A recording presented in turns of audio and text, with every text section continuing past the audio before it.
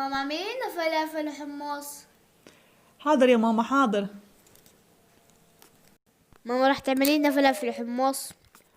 اه يا ماما، راح اعملكم. ماما بلشتوا في الفلافل وحمص؟ اه يا ماما، بلشت في الفلافل وحمص. مثل ما انتم شايفين، حطوني امام الامر الواقع وقرروا ايش لازم اعمل لهم، وقرروا انه لازم اعمل لهم فلافل وحمص. طيب يلا خلينا نجهز هسه معنا لخلطة الفلافل. للفلافل احنا شو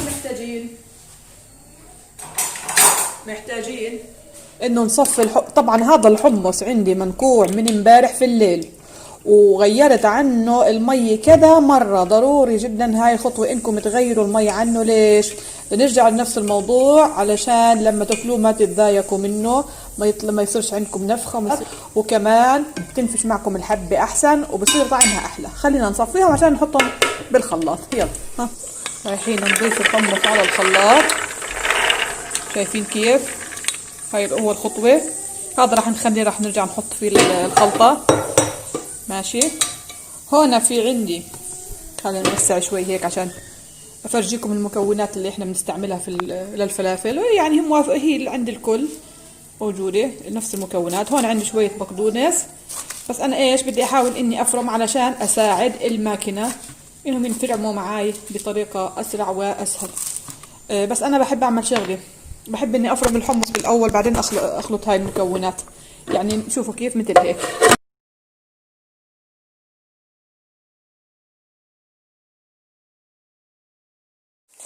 شايفين كيف؟ هون انا رجعت ضفت كمان كمان مي اضافه. ماشي. ورجعت خلطتهم كمان مره مشان بدي اطحن الخضار. طيب احنا معلش يعني رايحين نحط فيه نفس الاشي. رايح نحط البقدونس والخلطه يعني، فمش مهم ان نغسله هلا. راح اضيف البقدونس اول، ممكن نحطه كله مع بعضه هو والحمص كله، بس يعني حبينا نعمل كل واحد لحاله. راح احط هون البقدونس، الفلفل، وهي هون عندي البصل.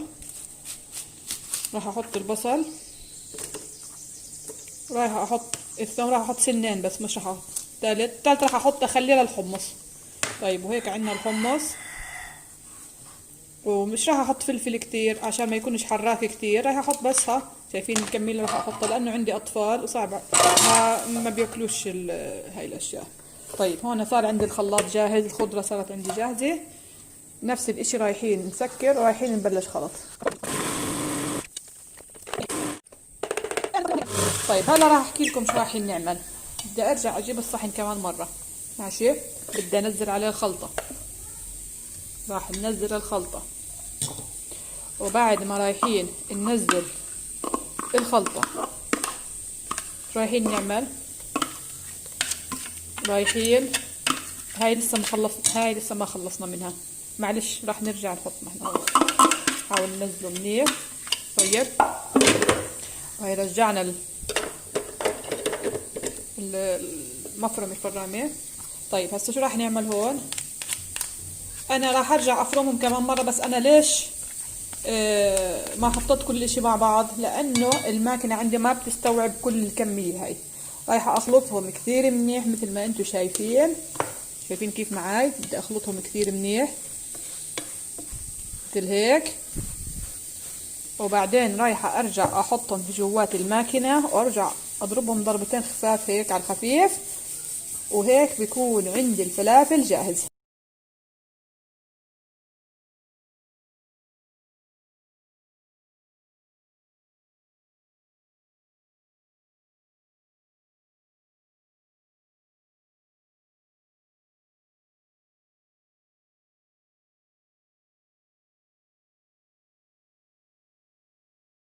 في عندي فلفل اسود، راح احط فلفل اسود. راح احط شوي بابريكا.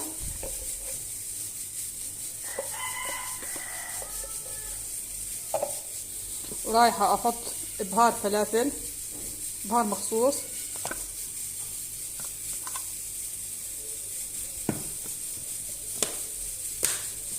وفي عندي هون ملح.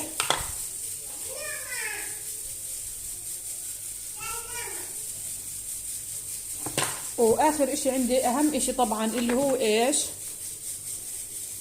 الكمون.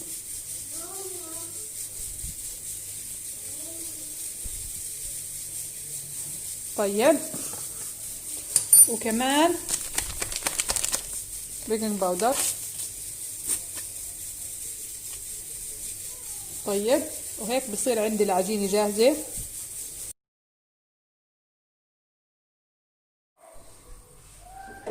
طيب هسا انا حطيت القلاية على الغاز علشان ابلش اجهز اقراص الفلافل. هي اللي شوفوا كيف راح اعمل. راح اصير احطه في جوات القالب هذا عشان يطلع معي الشكل حلو ومرتب. طبعا انتم بتعملوا الشكل اللي انتم بدكم اياه.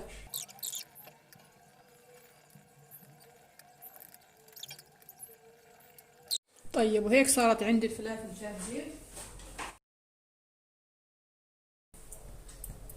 بس رايحين هيك نعمل عليه بالمعلقة بس عشان نرصه مشان ما يطلعش معاي في الزيت. رايحة ابلش اطول في هذه مثل هيك.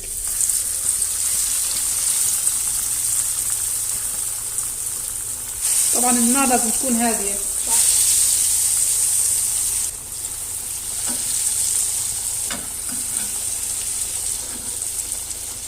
مش عارف شو احكي لكم، ريحة الفلافل بلشت تطلع ما احلاها تجنن.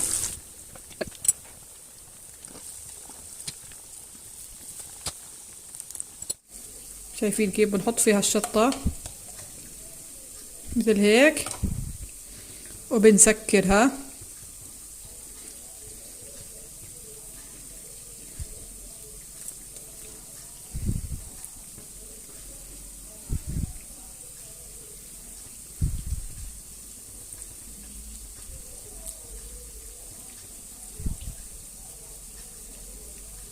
نحاول نرصها منيح عشان ما تفتح لما نيجي نخليها. ماشي. وبنحطها على ورق الخبز. بنرشها سمسم مثل العادي. هعمل كمان واحدة.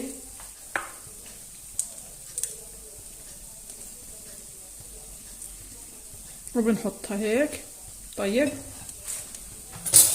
لاحظوا معي الفلافل هلا بعد ما تحمر ما احلاه. روعة ما شاء الله، ظابط كتير.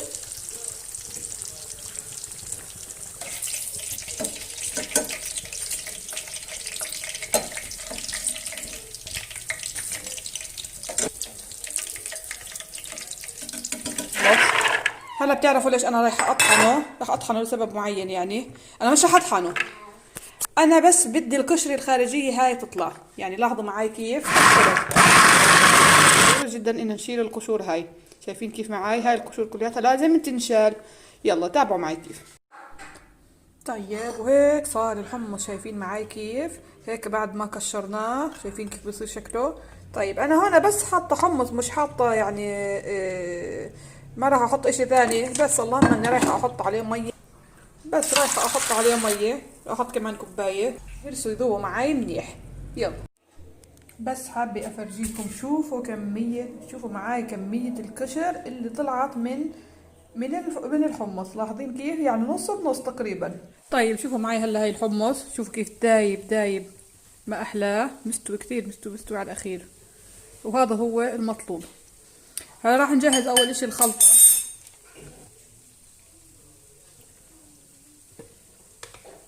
على ما اظن راح احتاج كمان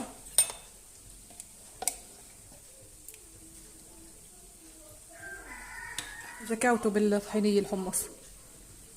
بس هيك ما نحاول ما نبالغش في الكمية. والاهم من هذا كله اللي هو ملعقة لبن. ماشي. هي هيك حطيت لبن. راح اخلطه كتير منيح. حط التوم بس كل راح ينهرس لاني راح افرمه ماشي. طيب هدول راح اضرب هدول ضربتين بس بالاول على الخفيف. في عليهم مي، انا مش راح انزل كل المي، راح انزل نص الكمية. هلا الكمية من غير المي، بعدين بحكم اذا محتاج مي ولا لا.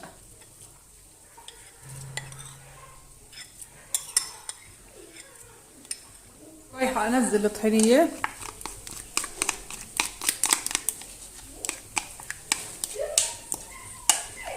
اللي هي مضيوف على إضافة، ضفنا عليها لبن وليمون حكينا وتوم.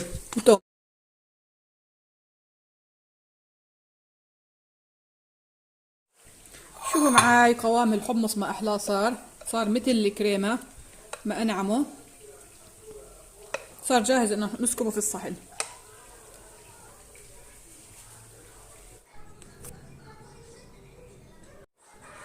وبهيك اليوم الفلافل تبع اليوم صار معانا جاهز. شوفوا هاي المحشي شطة ما أحلاها. الحمص ايش بده؟ أهم اشي فيه طبعا اللي هو زيت الزيتون، وحطينا حبة زيتون. هون راح أخلي بنتي بس تقسم واحدة عشان تشوف، بس أشوف هدول اللي فيهم شطة. خذي اعملي، افتحي لكم واحدة عشان يشوفوا كيف شكلها من جوا. يلا دوقيها أشوف، يلا.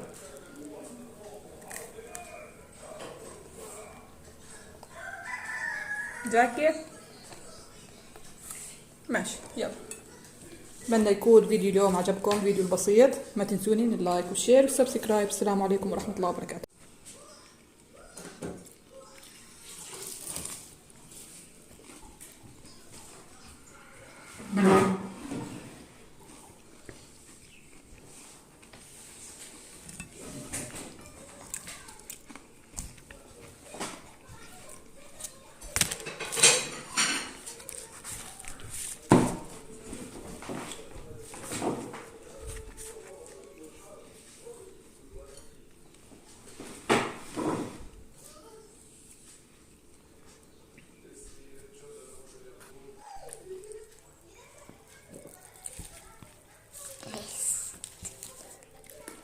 اوه.